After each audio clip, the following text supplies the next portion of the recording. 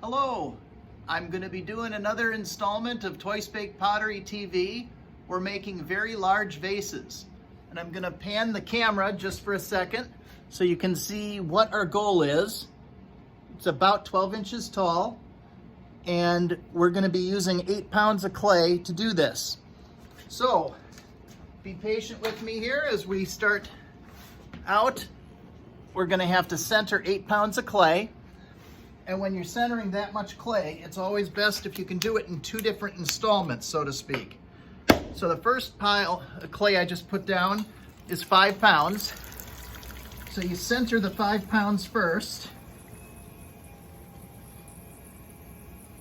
And once that's centered, we're going to add another 3-pound lump to it.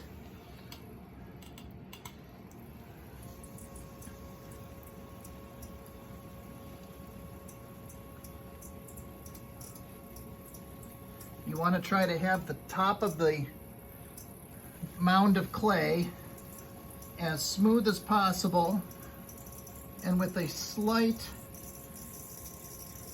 curvature so that the next lump of clay will just land right on and not make an air bubble. Now I smooth it to get the extra water off of the surface of the clay to help the next lump attach. Notice I have it slightly peaked at the bottom. So when I add it on, it doesn't hopefully create an air pocket. And then I push down in the middle and I bring the clay down around the edges of the first lump. This is a lot easier way to center clay than to just try to put 8 pounds down on the wheel at one time. I'm just applying some pressure to it to make sure we get all the air pockets out. So now we've got our 8 pounds basically centered. And I'm going to open it up, thumbnail to thumbnail, find the middle point, and straight down. I'm leaving about 1 inch or so of clay at the bottom. I'm going to come back though and use my index finger to get a little deeper because I don't want the bottom to be too thick. I'm applying some pressure to the outside wall just to kind of try to keep it on center. Now get a lot of water on. This first pull, because this clay is so thick, I'm using my knuckle and the side of my hand on the outside to push inwards into my fingers on the inside.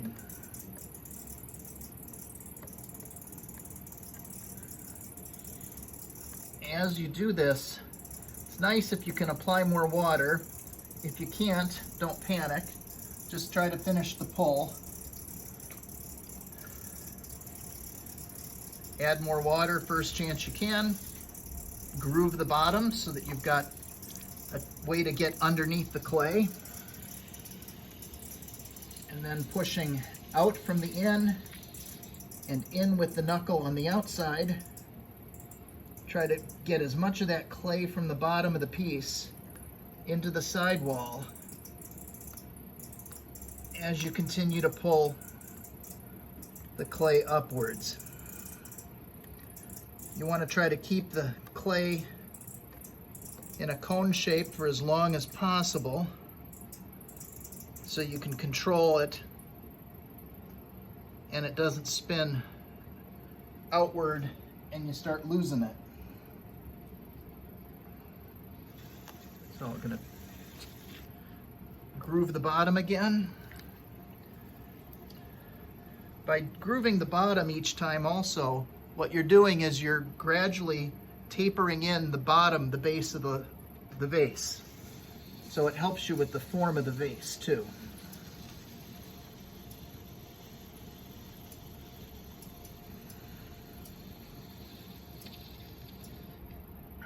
Now doing another lift. And this time I'm not pushing the cylinder in quite as hard. I'm trying to get the clay to begin to train into the shape that we're going to want it to be. So this will probably be my last real pull for height.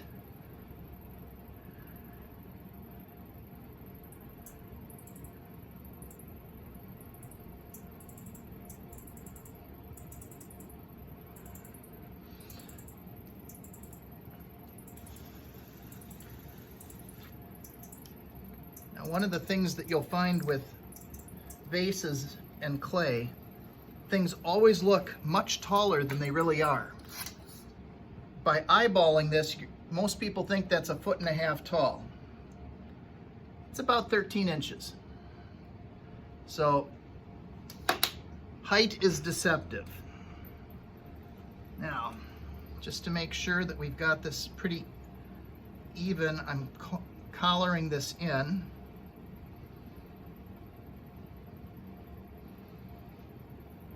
Because the next steps I'm going to take are going to be shaping this. Because it's a large vase, I like to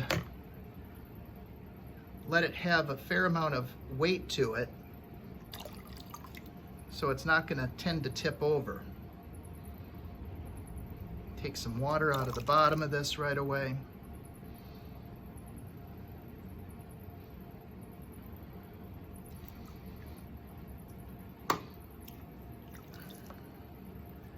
Wet the sides fully, because now we're going to start stretching this out.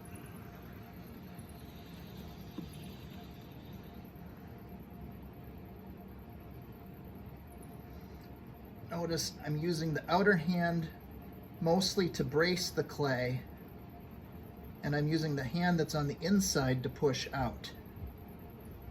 I try to focus my eye not above my hand but below it.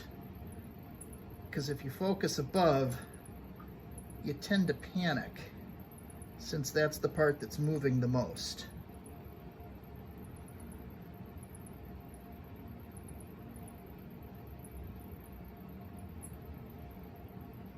Now we're starting to put where we're going to want the neck of the vase in. Key thing too is to remember you don't have to do all this in one pull. You're taking this clay out quite a ways, so you have to do it gradually. I'm going to use a wooden rib to start getting this as even as possible, but also to help me get the angle on the bottom of the vase that I want. So I'm pushing the clay into the rib, and then I'm using the rib to help guide the clay into shape.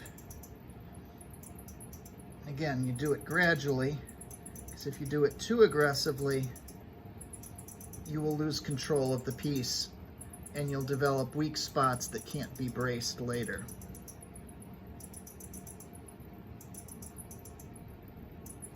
Finish the pull, take it all the way through to the top.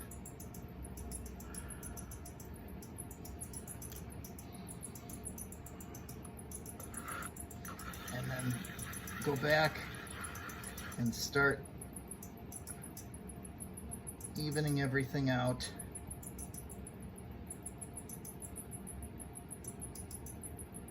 Just take your time.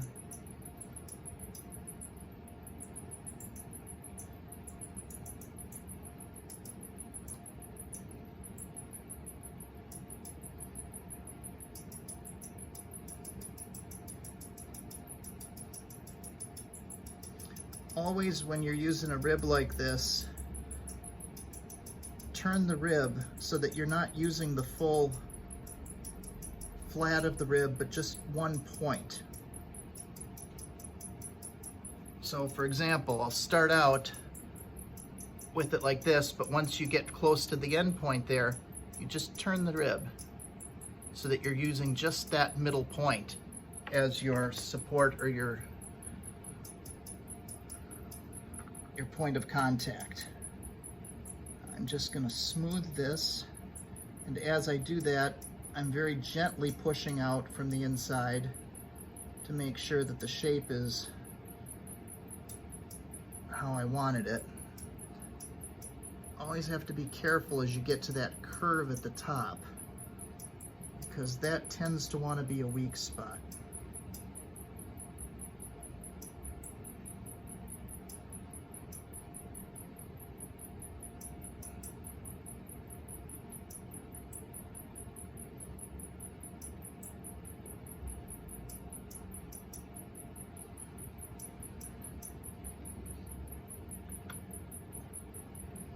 You want to make sure you got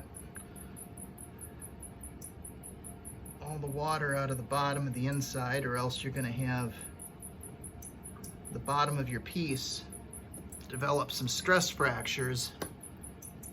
It doesn't do much good if your vase has a big old hole in the bottom.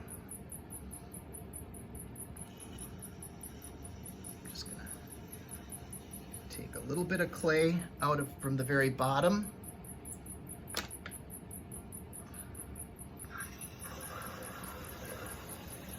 And do a slight little cut underneath, because it gives the piece some lift.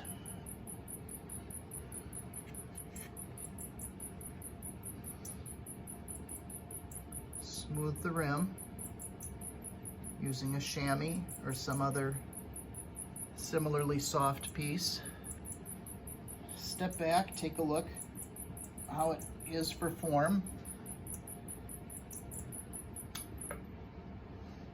And then you have to be sure to cut underneath like that, so that it doesn't stay stuck to the bat, dry and crack funny.